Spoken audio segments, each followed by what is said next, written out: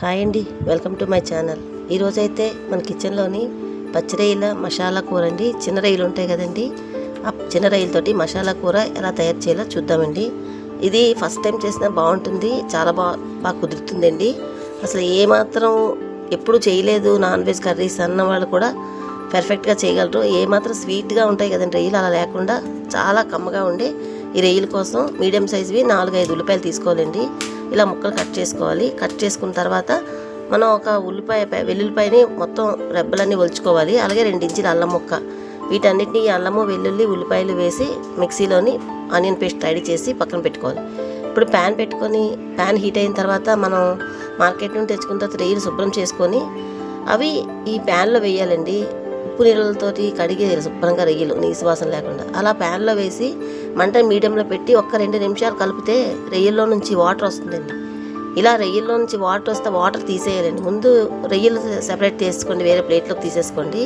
తీసుకొని ఈ వాటర్ పారబోసేయాలండి. పారబోసేసి ఆ గిన్నె క్లీన్ చేసుకొని దాంట్లోని కొంచెం ఆ రొయ్యలు అలాగా నీరు తీసేసి వండుకునే కూర అండి, చాలా రుచిగా ఉంటుంది. మీరు ఎప్పుడు ఈ పద్ధతితో ట్రై చేయకపోతే ఒకసారి ట్రై చేసి చూడండి. అలా వాటర్ తీసిన రొయ్యలు మళ్ళీ కళాయి పెట్టుకొని 3 స్పూన్లు ఆయిల్ వేసుకొని ఆయిల్లోని రొయ్యలు బాగా వేయించుకోవాలండి. ఇప్పుడు మళ్ళీ వాటర్గా అయిపోయింది కదా, అదంతా అయిపోయి నూనె కమ్ముకున్న దాకా తేలేదాకా చక్కగా రొయ్యల్ని వేయించుకోవాలి. ఇలా రొయ్యలన్నీ బాగా వేగిపోయిన తర్వాత దీంట్లోకి మనం ఆనియన్ ఉల్లి వెల్లుల్లి అల్లం వేసి రుబ్బుకున్న ఆనియన్ పేస్ట్ ఉంది కదండి, ఆనియన్ పేస్ట్ వేసి చక్కగా రొయ్యల్లోకి ఈ ఆనియన్ పేస్ట్ రొయ్యలు కలిసి మళ్ళీ వేయించుకోవాలండి. ఇదంతా దగ్గరగా వేగిపోవాలన్నమాట. దీంట్లోకి మనం 3-4 పచ్చిమిరపకాయలు కొంచెం కరివేపాకు వేసుకొని కలుపుకున్న తర్వాత మనకి రుచికి సరిపడినన్ని మసాలాలు వేసుకోవాలి. పసుపు 1/2 స్పూన్ వేసుకోవాలండి, రుచికి సరిపడగా ఉప్పు, అలాగే గరం మసాలా ఒక ఫుల్ స్పూన్ కాకుండా కొంచెం తక్కువ 3/4 స్పూన్ వేసుకోవాలండి. 1/2 స్పూన్ కన్నా ఎక్కువ, 1 స్పూన్ కన్నా తక్కువ గరం మసాలా వేసుకొని చక్కగా కలుపుకోవాలి. ఇదంతా ముద్దగా ఉంది కదండి, ఆయిల్ పైకి తేలిపోయినంత వరకు మంటని మీడియం టు సిమ్లో పెట్టుకొని దగ్గరగా వేయించుకోవాలండి.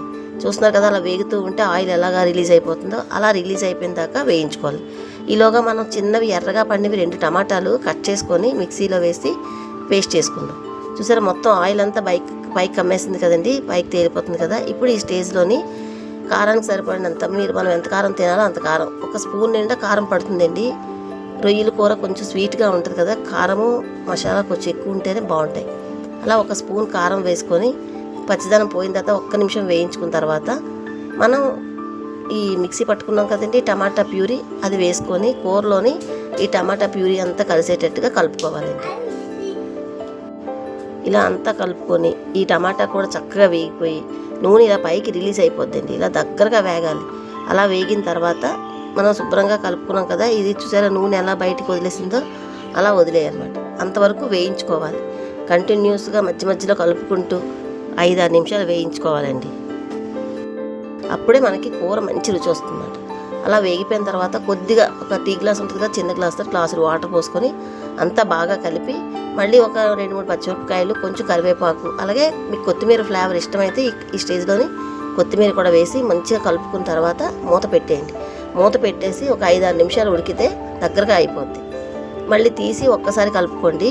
ఒకసారి బాగా కలిపి మీకు ఏవైనా రుచి కట్టా చూసుకొని అడ్జస్ట్ చేసుకోండి. ఉప్పు కానీ కారం కానీ మసాలా కానీ ఏదైనా సరిపోవాలనుకుంటే వేసుకొని ఇంకొక 2 నిమిషాలు ఉంచితే ఇలాగా రెడీ అయిపోద్దండి కర్రీ.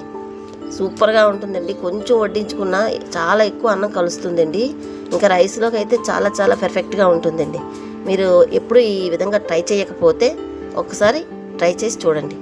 మీకు ఎలా అనిపించిందండి ఈ పచ్చిరొయ్యల మసాలా కూర? మీకు కానీ నచ్చినట్లయితే ఒక లైక్ చేయండి. Thank you.